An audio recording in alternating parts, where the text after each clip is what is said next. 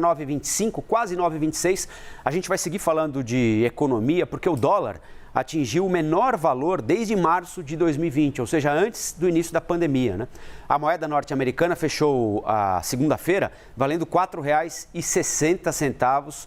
Há mais de 2 anos, o dólar não custava tão pouco em relação ao real. A gente vai conversar com o economista, ex-ministro da Fazenda, Maílson da Nóbrega. Ministro, bom dia, obrigado pela entrevista aqui para a CNN. Bom dia. Qual é a avaliação do senhor para a queda do dólar? O que é que está vendo? Olha, em primeiro lugar, o dólar já deveria estar numa posição semelhante há mais de um ano. Segundo os cálculos feitos por vários economistas, inclusive nós da Tendências, a taxa de câmbio estrutural, isto é, aquela que favorece o equilíbrio do balanço de pagamentos, deveria ser hoje da ordem de R$ 4,40, R$ 4,50. Por que ela chegou perto de R$ 6? Por incertezas internas, né? A maneira como o governo enfrentou a pandemia, a maneira como o presidente Bolsonaro governa, as confusões que ele causou, tudo isso gerou uma certa incerteza entre os investidores, né? Ele parou de fazer, de certa forma, de ter essas atitudes, e vários fatores contribuíram para começar a levar o dólar, ou trazer o dólar, né, para a posição que ele deveria ter em relação ao real. Primeiro, a percepção de que a Bolsa Brasileira, a B3, está muito barata, né? Então é hora de aproveitar essa oportunidade. Em segundo lugar, porque com o fechamento da Bolsa de Valores de Moscou e as incertezas que estão por lá por causa da guerra, muitos investidores saíram de Moscou para São Paulo para investir em empresas de commodities, e atendendo a sua estrutura de portfólio, né?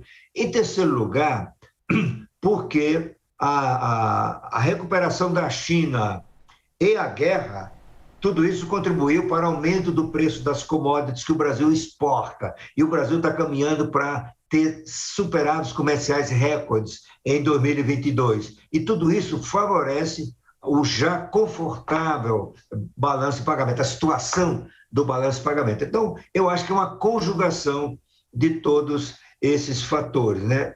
Então, não há razões técnicas, digamos assim, para a taxa de câmbio estar nesse nível. Não, nada indica que isso pode continuar, né? Porque você tem fatores que podem reverter essa situação. Em primeiro lugar, o aumento da taxa de juros nos Estados Unidos, que vai desestimular as operações de carry trade, ou seja, aquela operação em que o investidor se endivida nos Estados Unidos ou na Europa, em países ricos, com taxa de juros baixas, e aplica no Brasil a uma taxa de juros muito mais alta, que é a taxa de juros brasileira está acima de 10%, 12%, não é isso? E ele se protege contra variações no câmbio. Portanto, com a alta do juro nos Estados Unidos, essa operação começa a ser menos atrativa, uma certa migração de investimento dos países emergentes, inclusive o Brasil, para os Estados Unidos, porque lá fica mais atrativo e é menos arriscado. E, finalmente, as eleições. As eleições costumam ser, no Brasil, momento de grandes incertezas que afetam a taxa de câmbio. Portanto, é preciso ver com certa cautela esse nível da taxa de câmbio hoje, porque daqui a 2, 3 meses, 4 meses no máximo, isso pode começar a mudar. Agora, ministro, a gente sempre cita aqui como um dos fatores a pressionar a nossa inflação, a desvalorização do real em relação ao dólar, né? Embora existam uma série de circunstâncias, o senhor enumerou muitas delas aí que deixam um cenário interno e externo absolutamente instável. O senhor acha possível que em algum momento, se esse caminho continuar ou se o dólar se estabilizar por aí, na pior das hipóteses, a gente sinta ao menos alguma descompressão na nossa taxa de inflação aqui, ou uma coisa não tem a ver com a outra?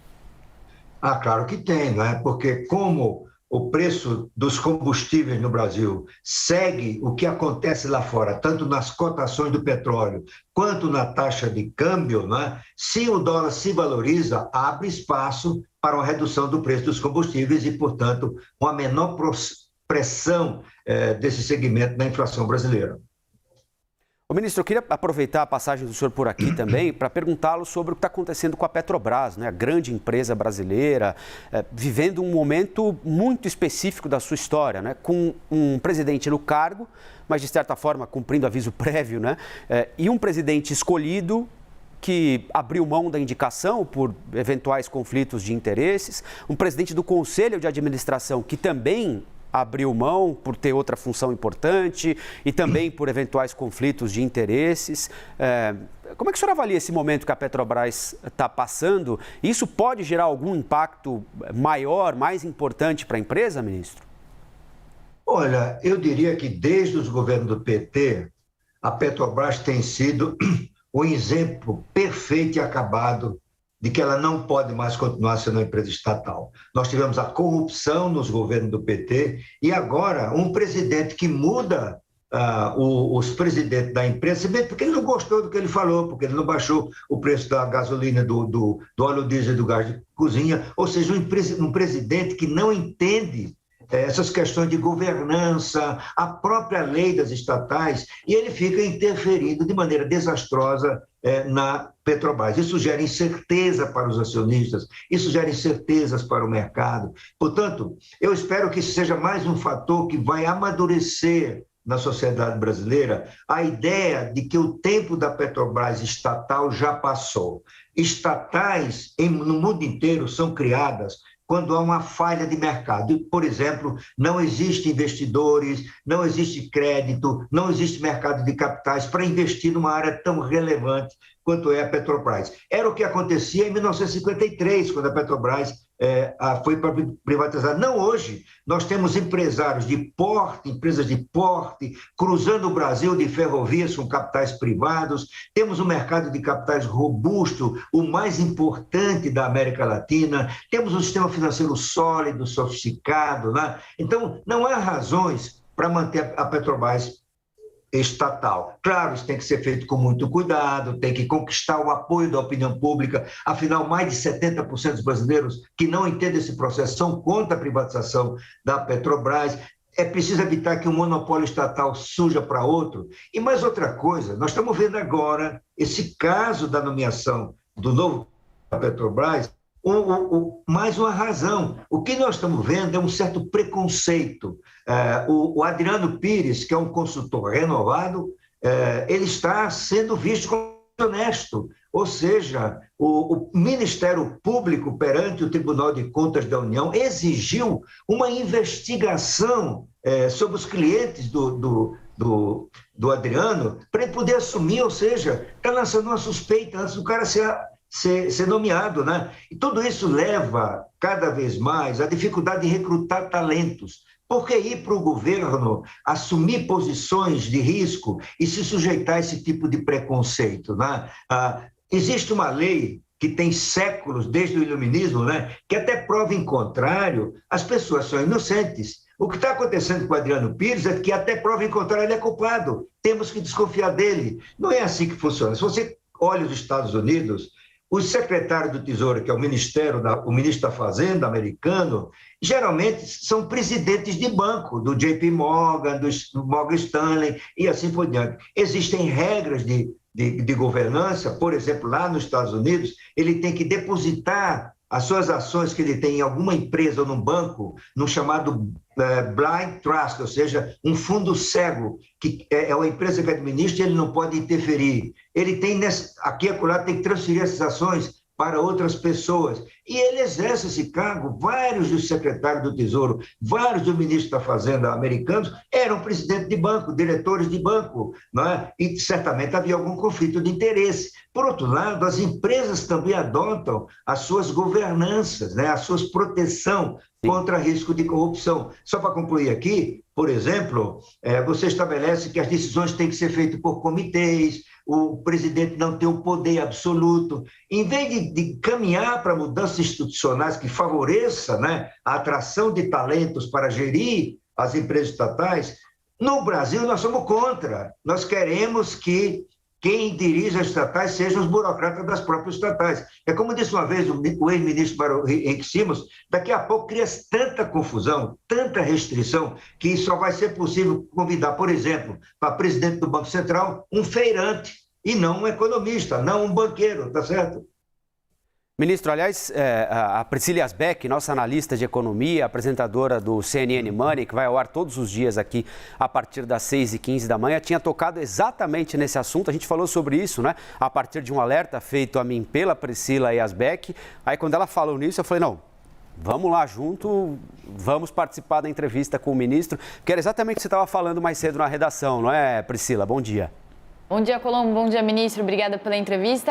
Porque hoje pela manhã o Adriano Pires, ele encaminhou um texto, até não entendi exatamente de quem que é a autoria, mas nesse texto ele diz exatamente isso. Por que no Banco Central podem ser indicados pessoas que fizeram parte do mercado financeiro, banqueiros, e na Petrobras não podem ser indicados nomes do mercado? E aí eu tive uma dúvida sincera nesse momento de pensar realmente, se não podem ser indicados nomes que têm algum vínculo com instituições privadas, quem que seria um nome indicado para assumir uma empresa do porte da Petrobras, né? E aí o senhor estava falando, ministro, sobre essa questão do setor de petróleo, né? Dessa questão do imaginário popular de que é uma empresa que deve servir a políticas públicas. Por que o senhor acha que existe isso em relação a uma empresa como a Petrobras, essa imagem de que, enfim, o governo ele tem que controlar ali os preços por meio desse tipo de empresa, e isso não existe com outros setores?